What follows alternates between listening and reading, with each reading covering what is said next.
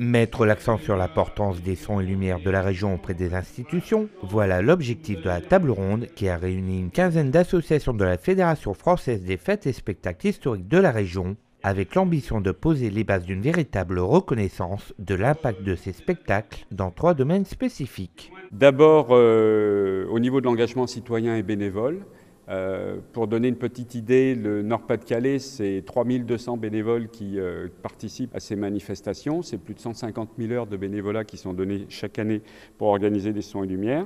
Ensuite, pour montrer l'impact économique qu'a ce genre de manifestation dans le Nord-Pas-de-Calais, c'est environ 1 million d'euros qui sont investis dans ce genre de manifestation. Et enfin, c'est d'appuyer sur le fait que ces manifestations mettent en valeur le patrimoine historique, le patrimoine construit, le patrimoine humain des différentes villes.